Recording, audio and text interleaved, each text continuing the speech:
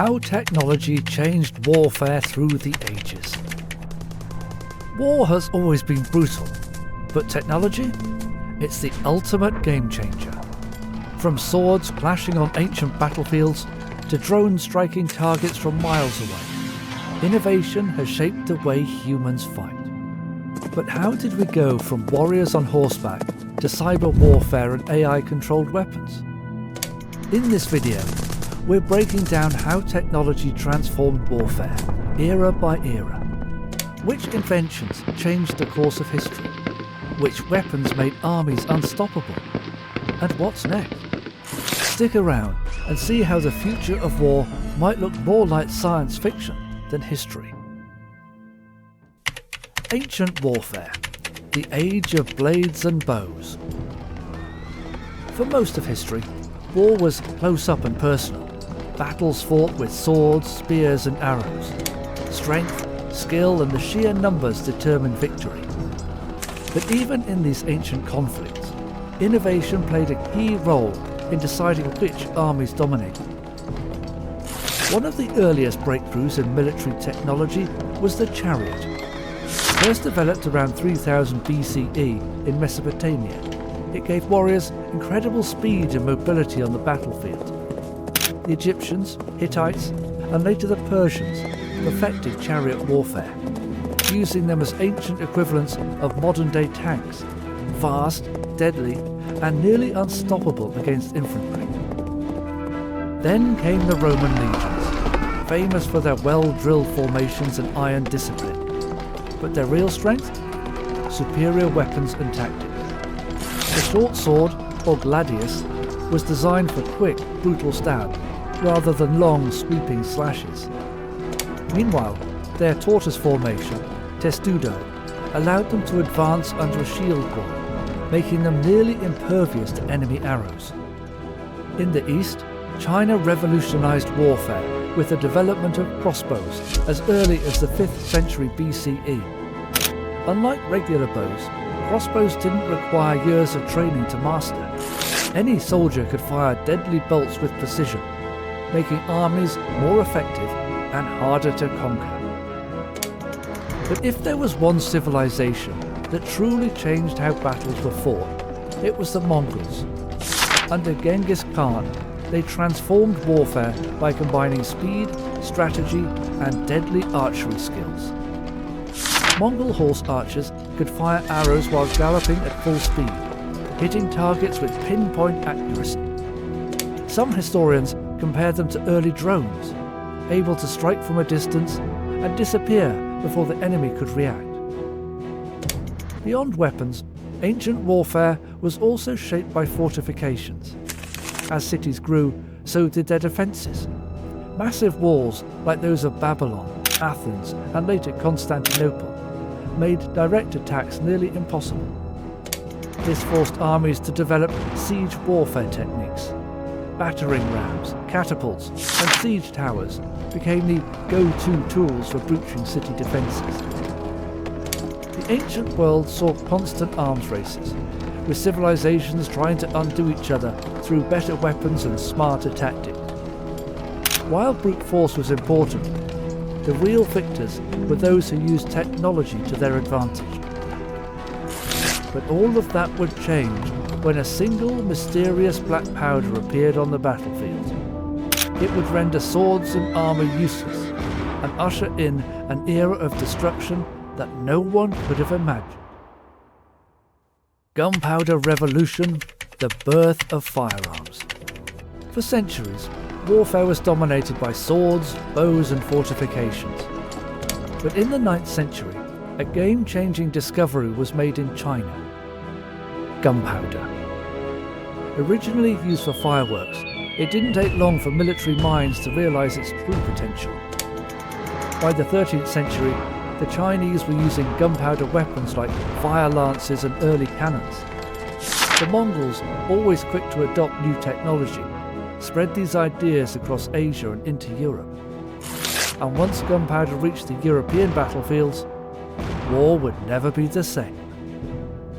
The cannon was the first weapon to truly shock the medieval world. For centuries, massive stone walls had protected cities and castles from invaders. But now, a single well-placed cannonball could shatter defences in minutes. The days of siege warfare, where armies camped outside castles for years, were over. One of the most famous examples of this shift came in 1453, during the fall of Constantinople. The Ottoman Empire, under Sultan Mehmed II, used huge cannons, including the legendary Basilica, a 27-foot-long behemoth that fired 1,500-pound stone balls. Originally designed by a Hungarian engineer, Orban, initially offering his services to the Byzantines, he later built the Great Turkish Bombard for Sultan Mehmed II. This artillery played a key role in the city's fall, marking a turning point in military history. The once impenetrable walls of Constantinople crumbled, marking the end of the Middle Ages and the dawn of a new era of warfare. Then came the next leap: handheld firearms. Early muskets and arquebuses emerged in the 15th century, forever changing the nature of battle. Before firearms, war relied on skill. An archer took years to train, and a knight's armour was expensive and required mastery. But a musket? Anyone could be trained to fire one in weeks. Armour became useless. A single musket ball could pierce through even the strongest plate armour, making knights obsolete. Battles, once dominated by heavy armoured warriors, now favoured organised formations of musket-wielding soldiers. The introduction of gunpowder artillery and muskets led to one of history's greatest military shifts: the rise of professional standing armies. Instead of relying on nobles and their knights, rulers began maintaining permanent armies of trained soldiers. This gave monarchs more power, leading to the rise of centralised nation-states. But early firearms had their limits. They were slow to reload, inaccurate, and unreliable in bad weather. That's where tactics evolved. The Spanish developed a tercio formation, a mix of pikemen and musketeers, while the British perfected the line formation, where soldiers fired volleys in coordinated ways to maintain pressure on the enemy. By the 18th century, the battlefield had transformed into a deadly chessboard of disciplined firepower. Gunpowder had levelled the playing field. Anyone with a firearm could become a soldier. But it was the Industrial Revolution that would take warfare to a whole new level, bringing about mass destruction on a scale never seen before. Industrial warfare. Mass destruction begins. The invention of gunpowder had already changed warfare forever, but it was the Industrial Revolution that truly escalated the scale and destruction of war. Factories, mass production, and new transportation methods allowed for the development of more deadly, efficient, and large-scale weaponry. Wars were no longer just about strategy and manpower. They became battles of industry and production capacity. One of the biggest changes was the introduction of the machine gun. Before its invention, warfare still largely relied on muskets and rifles, which required soldiers to reload after every shot. This changed when Hiram Maxim's invention of the Maxim gun in 1884, the world's first fully automatic weapon.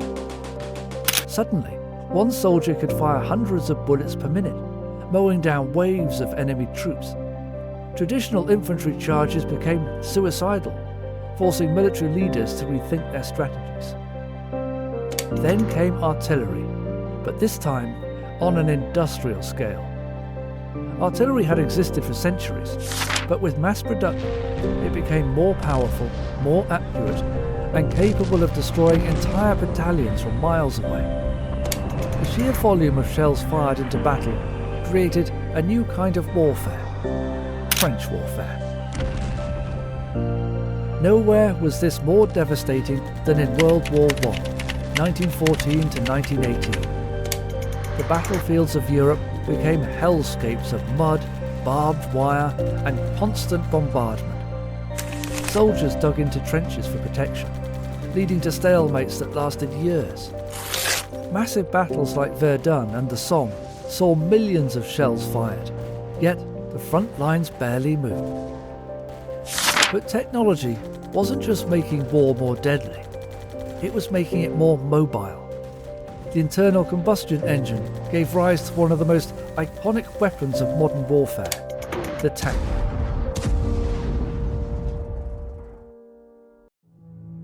First introduced by the British in 1916, tanks were designed to break through enemy trenches, crushing barbed wire and resisting machine gun fire. By World War II, 1939 to 1945, tanks had become the backbone of mechanized warfare, with Germany's Blitzkrieg, the Lightning War strategy, proving how deadly fast-moving armoured divisions could be. The air also became a battlefield.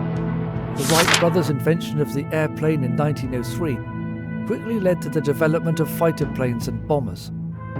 In World War I, planes were first used for reconnaissance, but by World War II, they were capable of wiping out entire cities. The German Luftwaffe's blitz on London and the Allied firebombing of Dresden and Tokyo showed just how much aerial warfare had transformed combat. The Industrial Revolution didn't just change how wars were fought, it also changed why they were fought.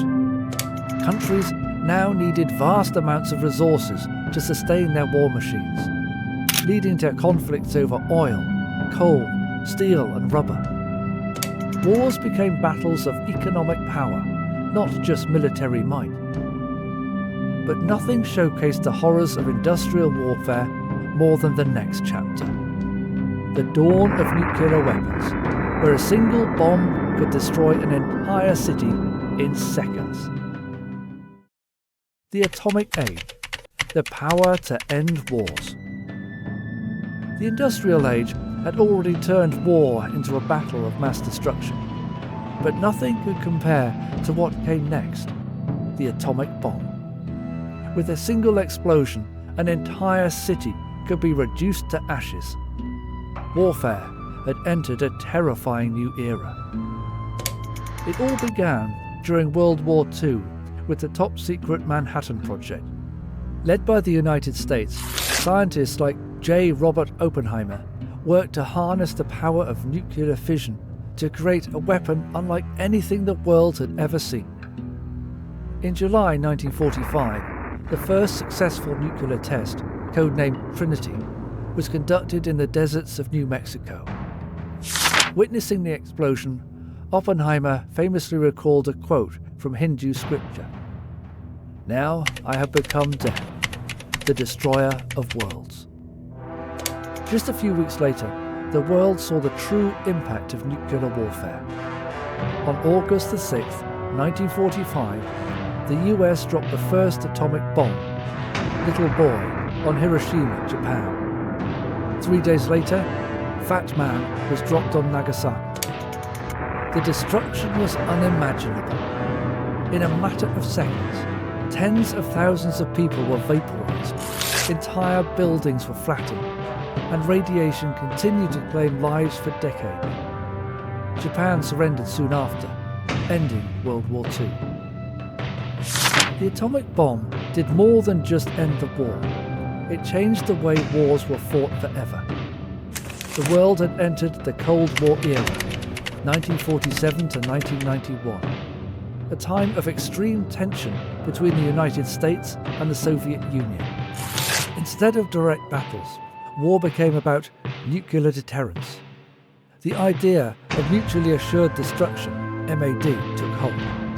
If one superpower launched nuke, the other would retaliate, leading to global annihilation.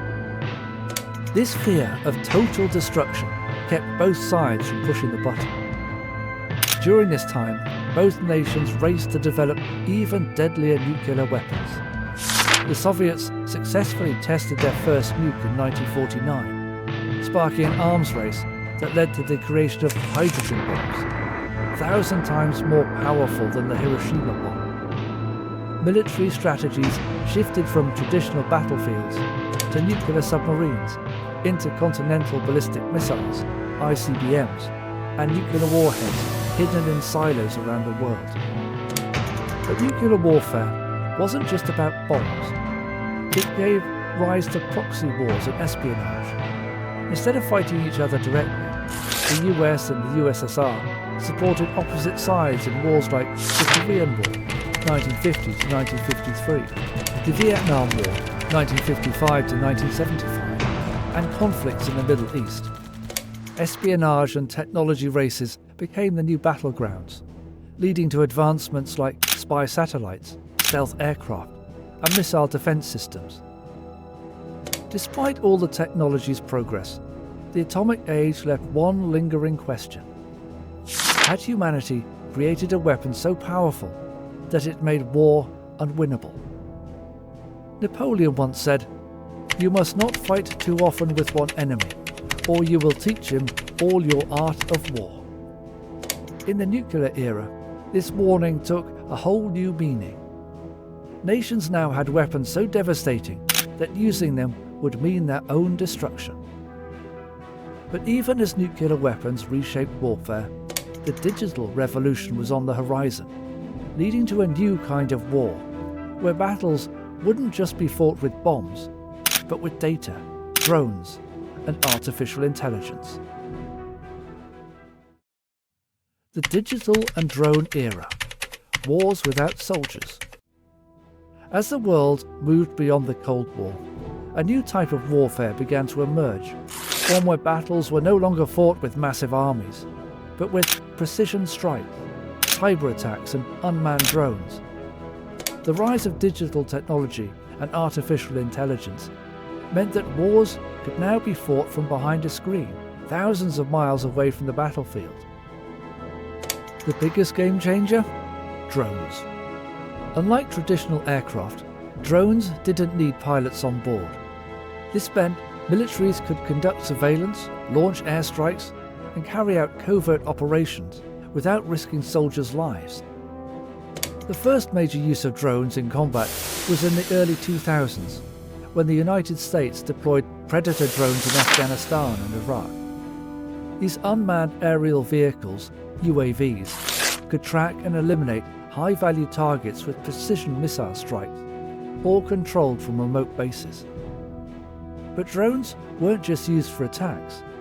They also revolutionized intelligence gathering and reconnaissance. Instead of sending in spies or risky ground missions, militaries could use drones to monitor enemy movements, map out battlefields, and even detect landmines. The ability to see everything from above without being seen changed warfare forever. And then came cyber warfare. Instead of bombs, countries started using hacking as a weapon. Governments and militaries realized that disrupting an enemy's digital infrastructure could be just as powerful as a missile strike. Hackers could disable power grids, steal classified intelligence, and even manipulate elections. One of the most famous cyber attacks in history was the Stuxnet virus, allegedly created by the US and Israel in 2010. This sophisticated computer worm was used to sabotage Iran's nuclear program, physically damaging its centrifuges and setting back its weapons development by years. This attack proved that wars could now be fought in the shadows, without a single bullet being fired. Artificial intelligence, or AI, also entered the battlefield. Military AI systems could analyze massive amounts of data, predict enemy movements, and even control autonomous weapons. The idea of AI-powered warfare led to ethical debates. Could machines make life and death decisions without human intervention?